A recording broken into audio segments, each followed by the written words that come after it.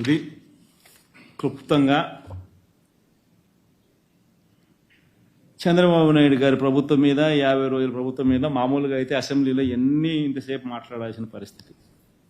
కానీ అసెంబ్లీలో ప్రతిపక్ష పార్టీ ఒకటి ఉంది అని కూడా వాళ్ళు గుర్తించారట. ప్రతిపక్ష పార్టీ అనేది ఉండేటివే రెండు పక్షాలు, ఒకటి అధికార పక్షం, ఒకటి ప్రతిపక్షం. ఇక వేరే పార్టీయే లేదు. అయినా కానీ ప్రతిపక్ష పార్టీ కింద ప్రతిపక్షంలో ఉన్న పార్టీని గుర్తించారట. మరి ప్రతిపక్ష పార్టీని ఆటోమేటిక్లీ ప్రతిపక్షంగా గుర్తించినప్పుడు ఆ ప్రతిపక్షానికి ఒక నాయకుడు అనేవాడు ఉంటాడు కదా, ఆయన ప్రతిపక్ష నాయకుడిగా గుర్తించాలి కదా. మరి అది గుర్తించారట. ఎందుకు గుర్తిస్తే మైక్ అసెంబ్లీలో ఒక హక్కుగా ఇవ్వాలి. లీడర్ ఆఫ్ ది హౌస్ మాట్లాడిన తర్వాత అంతే సమయం ప్రతిపక్ష నాయకుడికి కూడా ఖచ్చితంగా ఇవ్వాల్సిన అవసరం ఉంటుంది, ఉండాలి, హక్కు అది. ప్రతిపక్ష నాయకుడు చేయెత్తితే ఖచ్చితంగా మైక్ ఇవ్వాలి. ప్రతిపక్ష నాయకుడికి అంతే టైం కేటాయించాలి. ఇవన్నీ చేస్తే ఈ మాదిరిగా ఆయన చేసిన పనులకు, ఆయన చేసిన పద్ధతులకు ఆయనను ప్రశ్నిస్తూ ప్రజల తరపున గొంతు విప్పి ఇవన్నీ కూడా మాట్లాడే పరిస్థితి రావాలి. ఇవన్నీ ఎవరు మాట్లాడకూడదు, ఇవన్నీ ఎవరు అడగకూడదు, ఎవరు రోడ్డు మీదకి రాకూడదు, ఎవరు అసెంబ్లీలో క్వశ్చన్ చేయకూడదు, మేము ఏం చేసినా కానీ ఎవరు మాట్లాడకూడదు అని దుర్మార్గమైన ఆలోచనతో చంద్రబాబు నాయుడు ఇవన్నీ చేస్తూ ఉన్నాడు. కాబట్టి ఇక అసెంబ్లీలో గొంతు విప్పినా విప్పలేకపోయినా అసెంబ్లీలో జరిగేటప్పుడు మాత్రం ఇదే మాదిరిగా ప్రజల తరపున మీడియాను ఉపయోగించుకుంటూ, మీడియాలో కూడా బహుశా ఈనాడు, ఆంధ్రజ్యోతి, TV5 లాంటి దుర్మార్గులు, చంద్రబాబు నాయుడు లాంటి కొవ్వొట్సు, చంద్రబాబు నాయుడు గారిని మోసే వ్యక్తులు అనుకూలంగా ఎలాగూ రాయరు, ఉండరు. కాబట్టి న్యూట్రల్గా ఉండే మిగతా పత్రికా యాజమాన్యాలు, మిగతా పత్రికలు, నిజాన్ని నిజంగా చెప్పగలిగిన పత్రికా యాజమాన్యాలను, ఇటువంటి వాళ్ళందరినీ కూడా కలుపుకుంటూ వీళ్ళ ద్వారా ప్రజల గొంతును వినిపించే కార్యక్రమం సుదీర్ఘంగా కూడా చేసే కార్యక్రమం జరుగుతుంది. Thank you.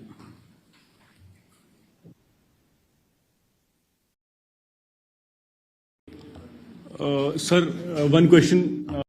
Chandrababu Naidu has compared you to Pablo Escobar. So what's your? I didn't get your point. Could you repeat it? Sir, Chandrababu Naidu yesterday, compared yourself to Pablo Escobar, the Russian drug lord. So what's your say about that? Colombian is. What is his name? Pablo Escobar. What is it? Pablo Escobar. What? Pablo Escobar. Pablo, sir. Pablo. So he's more of a Colombian drug lord, sir. Is he Chandrababu's friend? That he knows his name so well. He must be, otherwise I don't know his name itself. And on the other hand, Chandrababu Naidu is repeatedly speaking of a particular person. And also must be.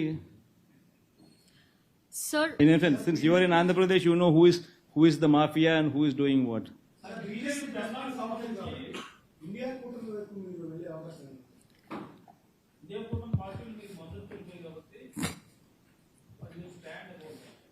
మనం ఒకటి ఈ విషయంలో, మీ పేరేం పేరునా? ప్రసన్న, అదిగా ప్రసన్న. ఒకటి మనం గుర్తుపెట్టుకోవాల్సింది ఏంటంటే ప్రసన్న, మనం డెమోక్రసీలో ఉన్నాం. జరుగుతూ ఉన్న అన్యాయం గురించి, జరుగుతూ ఉన్న విషయాల మీద సాక్ష్యాధారాలతో సహా, అంటే ఫోటో గ్యాలరీ ఆర్గనైజ్ చేసి, వీడియో క్లిప్పింగ్స్ కూడా ఆర్గనైజ్ చేసి, ఈ ఫోటో గ్యాలరీ ద్వారా, వీడియో క్లిప్పింగ్స్ ద్వారా ఢిల్లీలో ఫోటో గ్యాలరీ ప్రొటెస్ట్ ఆర్గనైజ్ చేసి, ఇవన్నీ కూడా డిస్ప్లే చేసి అన్ని పార్టీలను పిలిచినాం. వాళ్ళ పార్టీలకు సంబంధించిన రిప్రజెంటేటివ్స్ వచ్చి సపోర్ట్ ఇవ్వమని చెప్పి, వాళ్ళనే చూడమని చెప్పి, చూసిన తర్వాత కన్విన్స్ అయిన తర్వాత గలం విప్పమని చెప్పి అందరినీ రిక్వెస్ట్ చేసినాం. సిమిలర్గా ప్రతి మీడియా హౌస్ను పిలిచినాం. వాళ్ళ రిప్రజెంటేటివ్స్ని జర్నలిస్టులను పంపించమని చెప్పి రాష్ట్రంలో జరుగుతూ ఉన్న అగత్యాల మీద ఫోటోలు చూడండి మీరే, ఫోటోకు వీడియో క్లిప్పింగ్స్ మీరే చూడండి, చూసిన తర్వాతనే మీరు న్యాయం వైపున ధర్మం వైపున గలం విప్పండి అని అందరికీ రిక్వెస్ట్ చేసినాం. చేసిన తర్వాత కొన్ని పార్టీలు వచ్చాయి. నువ్వు చెప్తా ఉన్న ఇండియా కూటమికి సంబంధించిన పార్టీలు, మిగతా పార్టీలు వచ్చాయి, కాంగ్రెస్ పార్టీ రాలా. కాంగ్రెస్ పార్టీ ఎందుకు రాలేదు అని కాంగ్రెస్ పార్టీని అడగాల. చంద్రబాబు నాయుడుకు వాళ్ళకు ఉన్న సంబంధాలు ఏమిటి అని కాంగ్రెస్ పార్టీని అడగాల. రేవంత్ రెడ్డి ద్వారా చంద్రబాబు నాయుడు ఏ రకంగా కాంగ్రెస్ పార్టీ పెద్దలతో కాంటాక్ట్ మెయింటైన్ చేస్తూ ఉన్నాడని కాంగ్రెస్ పార్టీని అడగాల. రాష్ట్రంలో జరుగుతూ ఉన్న అరాచకాలు కళ్ళ ఎదుటే కనిపిస్తూ ఉంటే మణిపూర్లో ఏమో ధ్వజమెత్తుతాడు, ఆంధ్ర రాష్ట్రంలో అటువంటి గొడవలు ఇక్కడ జరుగుతూ ఉన్నప్పుడు, అంత దారుణంగా అగత్యాలు జరుగుతూ ఉన్నప్పుడు ఎందుకు మరి వచ్చి మద్దతు ఇవ్వడం లేదు? అడగాల కదా. అంటే వాళ్ళకు అనుకూలమైన రాష్ట్రంలో ఏదైనా గొడవలు జరిగినా అడక్కపోవడం ధర్మమేనా? వాళ్ళకు వ్యతిరేకంగా ఉన్న రాష్ట్రాల్లో మాత్రమే గొడవలు జరిగితే అక్కడ మాత్రమే ప్రశ్నించడం న్యాయమేనా? నా వరకు నేనైతే చెప్తా ఉన్నా, ఎవరైతే వచ్చి మనకు మద్దతు ఇస్తారు, ఎవరైతే రాష్ట్రంలో జరుగుతూ ఉన్న అన్యాయాల మీద తోడుగా ఉంటారు, ఖచ్చితంగా వాళ్ళందరితో కలిసి ఖచ్చితంగా పోరాటం చేసే కార్యక్రమంలో, అడుగులు ముందుకు వేసే కార్యక్రమంలో జరుగుతాయి. బీజేపీని పిలిచాము, కాంగ్రెస్ను పిలిచాము, సమాజ్వాదీ పార్టీని పిలిచాము, మన మమతా బెనర్జీ గారిని పిలిచాము, అన్ని పార్టీలను పిలిచినాము. వచ్చిన వాళ్ళందరితో కలుపుకొని, వచ్చిన వాళ్ళందరితో కలిసి పోరాటం చేసే విధంగా అడుగులు వేస్తాం. ఎందుకు వేయకుండా ఉంటాం? అల్టిమేట్గా న్యాయం జరగాలి, అల్టిమేట్గా ధర్మం జరగాలి. మన వాళ్ళకి ఇటువంటి కార్యక్రమాలు ఏదైనా మన వాళ్ళ మీద జరగాలి అని అంటే అది వాయిస్ పైకి లేయాలి. వాయిస్ పైకి లేచినప్పుడు, దేశవ్యాప్త ఇష్యూ అయినప్పుడు చేయడానికి వీళ్ళు భయపడే పరిస్థితి లేకపోతారు. ఆ పరిస్థితి క్రియేట్ చేయడం కోసం అని చెప్పి ఖచ్చితంగా వాయిస్ ఎవడెవరినైతే కలుపుకోవాలనో, ఎక్కడెక్కడైతే వాయిస్ లేపగలుగుతామో ఆ ప్రతి ప్రక్రియ కూడా చేస్తాం. అంతే కదా ప్రసన్న? ఆ ప్లేస్లో నువ్వు ఉన్నా కూడా అదే చేస్తావు కదా. అదే చేస్తాం. రాలేదంటే వాళ్ళని అడగాల, నువ్వు ఎందుకు రాలేదు అని చెప్పి.